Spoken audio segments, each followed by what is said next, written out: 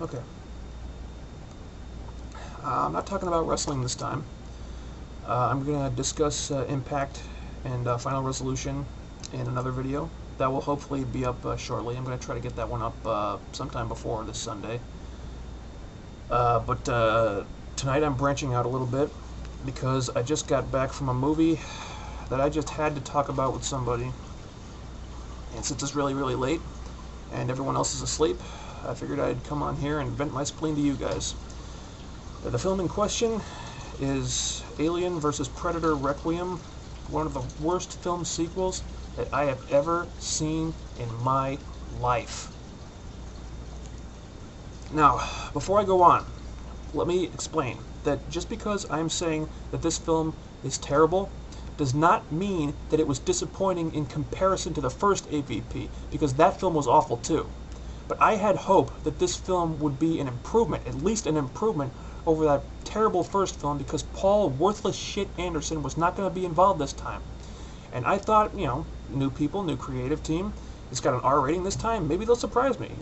Maybe they'll salvage something watchable, from the first AvP debacle. Lord, how wrong I was. I really, really wanted to love this film. I really did. I mean, I wanted to be able to come onto YouTube tonight and be able to hold AvPR up to the great Alien and Predator movies of the past and say that this movie is good enough to stand next to any of them. I really wanted this because those movies mean a lot to me. The Predator movies are great, yes, but in my opinion, the Alien trilogy is one of the greatest film series of all time. Even Alien 3, which I know a lot of people shit on. And Alien vs. Predator Requiem does not even come close to the greatness achieved by those films. And the first AvP too, it's not even in the same ballpark. It's not the same league. It's not even on the same fucking planet. Alien and Predator movies have great stories and great characters. Characters that we still look back on after all these years because of how awesome and how memorable they were. There's Ellen Ripley, one of the great cinematic characters of all time, played by Oscar-caliber actress in Sigourney Weaver. There's Dutch, Schwarzenegger, the most badass he's ever been, and all these great characters, all these other great characters like Poncho and Hicks and Bishop and Apone and Hudson. And what about great stories like Aliens 2, when Ripley is haunted by these personal demons so she flies back to that planet to confront a whole army of aliens, knowing that Burke and the company were probably manipulating her the whole time. This film has none of that. Not a single character that you can put up next to characters like that, and a storyline that is absolutely paper thin with no emotional resonance at all. You can't even call this film mediocre. This film aspires to be mediocre. These filmmakers pray for mediocrity. That's how bad it is. Okay, the story opens up right where the last one left off, with that Predator-Alien hybrid thing hatching on the Predator ship, which for some reason is carrying a whole bunch of alien facehuggers in glass tanks. How convenient, right? Anyway, it causes the ship to crash in some backwater hick town in Colorado. The hybrid and the facehuggers all escape and they start killing people, which alerts the Predator homeworld, which apparently is only like 2 minutes away from Earth. Anyway, it prompts the arrival of this Predator soldier named the Cleaner, who shows up to destroy any and all evidence that the aliens and the Predators were ever on Earth at all, but for some unknown reason he then thinks it's a good idea to skin a grown man and hang him from a tree for everyone to find. What follows is a lot of yelling, a lot of blood, a lot of killing, and not a whole hell of a lot else. Except a bunch of things that are only going to serve to completely piss off any of the Alien and Predator fans like me who actually come out to see this atrocious, atrocious film.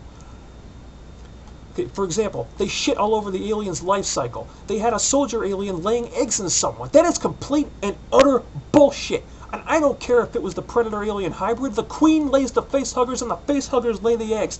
That's how it has always, always, always been. Except for that shitty-ass Resurrection movie. But let's not talk about that. Then, you've got the alien eggs hatching after only about 30 seconds. Which is also bullshit, because it's just a lame-ass excuse to get more aliens on the screen to ratchet up the death toll and kill a whole bunch of characters that we don't give two shits about in the first place. You get people dying left, right, and center in this movie, and none of it means a damn thing. Remember when Dallas and Ash died in the first Alien movie and you were like, oh shit, what the fuck are they going to do now? Or what about when Gorman and Vasquez sacrificed themselves to kill the aliens with that grenade, and how awesome that was? When these people died, we cared. We felt something for these great characters, and we were scared for the people that were left. But do you get that feeling in this movie? Hell no. The best thing you can say about AvPR is that it's not quite as bad as the first one, even though that's not really saying much of anything. You know, the action is directed slightly better, and the Predators actually look like Predators instead of linebackers in rubber suits, you know, like they did in the first movie. But so what? You know, all that stuff only works if the people stuck in the middle are worth caring about, and they're not. You got all these crappy little side stories designed to make us care about this cast of complete and utter losers, and none of it works. You got a pizza delivery boy who's got a crush on this girl in town, but he gets beaten up by her jackass boyfriend and nobody cares. You've got this waitress worrying about her fiance getting hurt while he's off looking for some lost kid who got his chest exploded and nobody cares. You've got this soldier, this woman coming home from Iraq and trying to fix a relationship with her daughter who's learned to get by without her, and nobody cares. And the acting? There's nothing you can even say about the acting because nobody does anything that's even worth talking about. You got Rico Aylesworth from 24, and she is a good actress. She is a good actress, but she makes absolutely no impression here because she has nothing to work with. She's the female lead, and she has maybe 10 lines in the whole movie. Not to mention the fact that she's trying to protect her daughter, this little girl who is so completely unimportant that I don't even remember if we learned the kid's name or not. Remember Newt? Remember how great Newt was? We cared about Newt. But we don't care about this new kid, just like we don't care about anybody in this miserable excuse for a film. It doesn't work as an Alien movie. It doesn't work as a Predator movie. It doesn't work as a film in general. It is absolute and utter shit. Avoid it like the plague.